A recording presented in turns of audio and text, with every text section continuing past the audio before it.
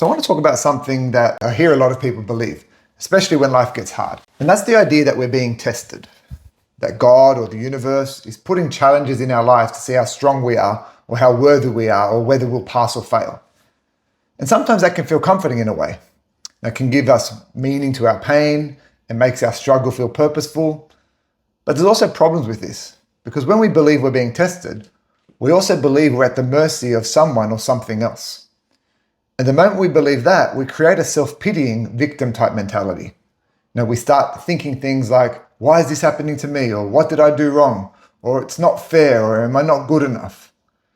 And without realizing this, we begin to relate to life as though we are a victim of something. As though something is happening to us that we must endure, survive, or prove ourselves against. But what if that wasn't true? What if that wasn't what was happening? What if we weren't being tested? And we're not victims either? What if at a deeper level, our soul is calling into our lives the very experiences that challenge us? Not to hurt us, but because learning how to be with those experiences is what leads us to the greatest peace.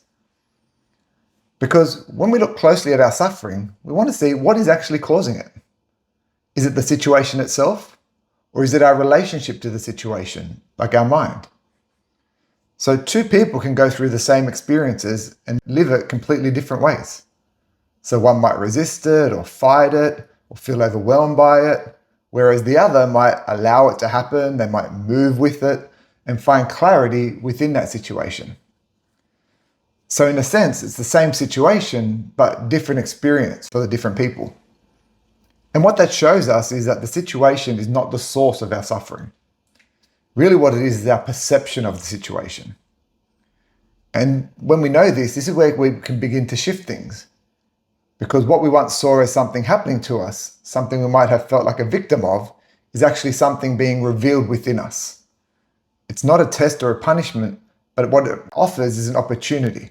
And that's an opportunity to see how we respond and how we perceive, how we hold on or how we let go.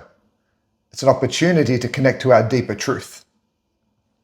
So when something painful arises in our lives, it often brings with it thoughts like, this shouldn't be happening, I can't handle this needs to be different, this means something about me, this means such and such about me. And what that thinking does, it creates tension, resistance, and suffering within us. But the situation itself didn't create those thoughts. It's our conditioning, our mind did. Our learned thinking patterns and our expectations of how life should be.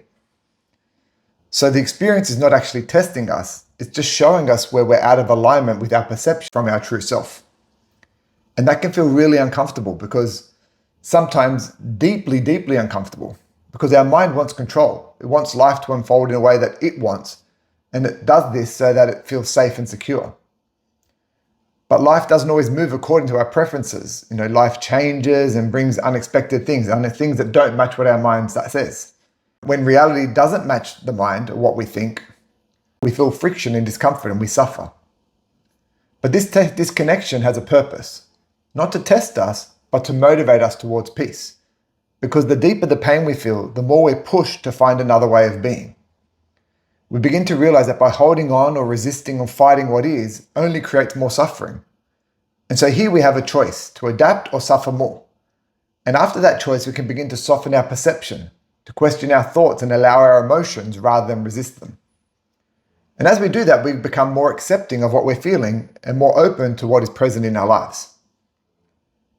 And in that, we have an internal shift. We're no longer trying to control life, we're learning to be in flow with it. And this is how peace emerges, not by changing every situation, but by changing our relationship to it to match that of our true self. So rather than seeing ourselves as being tested or as victims of difficult circumstances, we can begin to see something a little deeper. And that is that our soul is calling forward the exact experiences we need for our greatest benefit, for our greatest peace. Things to learn so we can live with greater acceptance and clarity as well.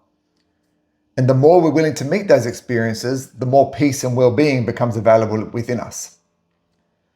So instead of asking, why is this happening to me? Or why is God testing me? We can ask, how am I relating to this situation? What am I believing right now? Where am I resisting what is? Where am I resisting my emotions? And how can I adapt to create more peace? Because these questions create more awareness, and in that awareness, we can have more transformation of how we respond and what we choose. And we can begin to see that peace has never been taken away from us, from life, God, or the universe. It was only disturbed by our resistance to life, by our perceptions of life. In that resistance, when it softens, our peace naturally arises. So we're not being tested and we're not victims. What we have become aware of is our opportunities again and again to move closer to peace. And through understanding, through acceptance, and through a willingness to be with what is in that moment. And in that, we begin to live life with greater clarity, presence, and truth. And that's what all of this pain has been guiding us towards all along. The pain's trying to move us towards more of our own peace, to shift our mindset to find that peace within that already exists.